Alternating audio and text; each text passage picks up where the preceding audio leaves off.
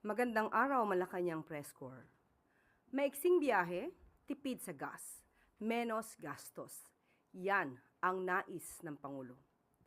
Upang maging mas mabilis at maginhawa ang biyahe ng mga motorista at makatipid sa langis, pinangunahan kahapon ni Pangulong Ferdinand R. Marcos Jr.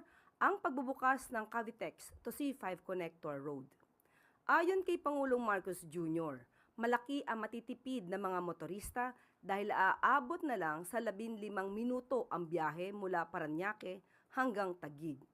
Mas mabilis ito kumpara sa dating biyahe na aabot sa 1 oras at kalahati. Aabot din sa 36,000 sasakyan ang dadaan dito. Sa ngayon, para mas magaan sa buhay ng mga motorista, wala anumang babayarang toll fee ang motorista hanggang sa katapusan ng Abril. Sa mga biyahe naman papuntang Bicol, gawa na ang sira-sirang kalsada sa Gumaca, Quezon. Dire-diretso at mas mabilis na ang biyahe. Bawas traffic, menos gas, yan ang nais ng Pangulo. Binigyan diin ng Pangulo na ang pagbubukas ng mga connector road at pagsasaayos ng mga kalsada ay bahagi ng mga hakbang ng pamahalaan upang maibsan ang hirap ng mga motorista sa kabila ng tumataas na presyo ng langis. Bahagi rin ito sa utos ng Pangulo sa ilalim ng Unified Package for Livelihoods, Industry, Food and Transport o UPLIFT sa bisa ng Executive Order 110. Layunin ng UPLIFT na protektahan ang pambansang interes sa pamamagitan ng pagtitiyak ng sapat na supply ng enerhiya, tuloy-tuloy na paghahatid ng mga pangunahing serbisyo at pagpapanatili ng masiglang ekonomiya. Prioridad din ito na pangalagaan ang kapakanan ng taumbayan, lalong-lalo na ang mga higit na nangangailangan.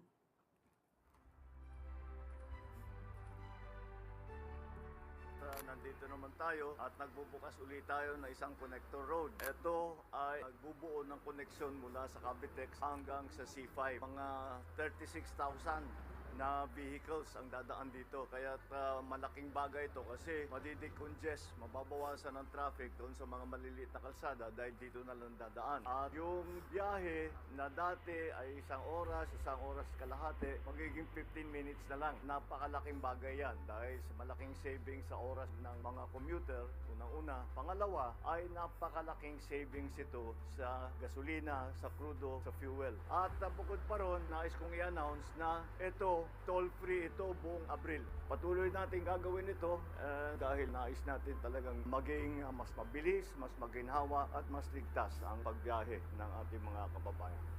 Kung maaalala nyo, a few months ago lang, napakasama ng sitwasyon dito sa intersection na to, dito sa Gumaca, no? Yung malaking butas dyan na tinutubig dati, puro alikabok, sira-sira. Talagang pinaspasan nila to. Tsaka kita nyo naman yung quality. Kanina ko pa pinapansin na napakakapal ng semento. In fact, sabi ko nga, kahit yung mga overloaded na truck, talagang kakayanin itong ganito kapal na semento. Kailangan sa buong Maharlika, ganito na ang gawin natin. Maginhawang biyahe at menos gastos, iyan ang nais ni Pangulong Ferdinand R. Marcos Jr. sa mga motorista. Batid ng Pangulo ang araw-araw na kalbaryo ng mga biyahero mula Nueva Ecija at Karatig Probinsya sa Cagayan Valley, patungong Tarlac at ibang bahagi ng Central Luzon. Bukod sa matinding traffic, ininda rin ng mga negosyo at consumer ang mas mataas na transportation cost para sa mga produkto at serbisyo.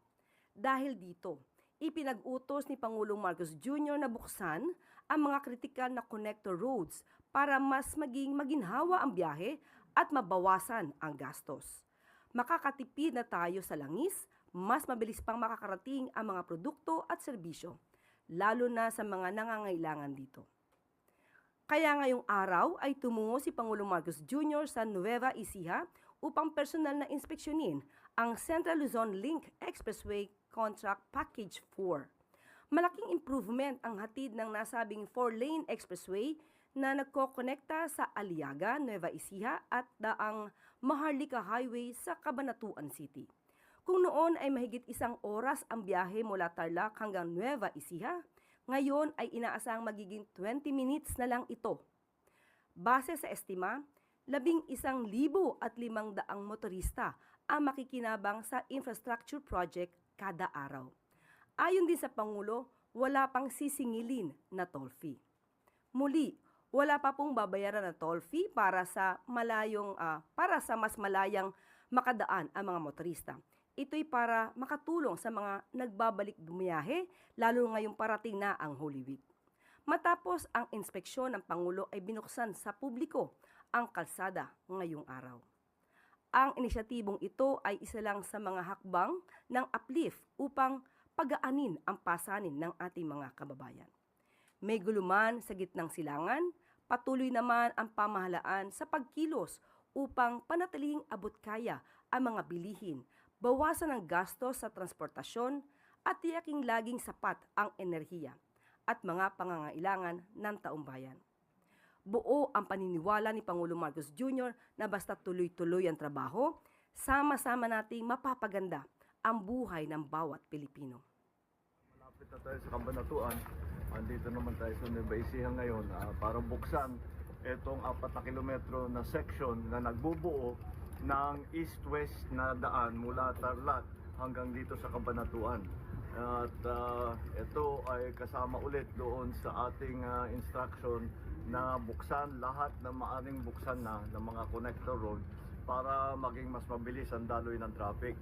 At malaking bagay ito dahil ang dating ang biyahe na tumatagal dati ng 1 oras kalahati, 1 hour 15, 1 hour 30 minutes, ay magiging 20 minutes na lang, 20 minuto na lang. At malaking bagay ito dahil unang-una, alam naman natin ngayon, ang inaalala natin, ang konsumo ng krudo, ng gasolina ay sa pagbawas na pagtagal sa bawas ng tagal ng biyahe ay mababawasan din ang konsumo sa fuel at malaking bagay ngayon yan.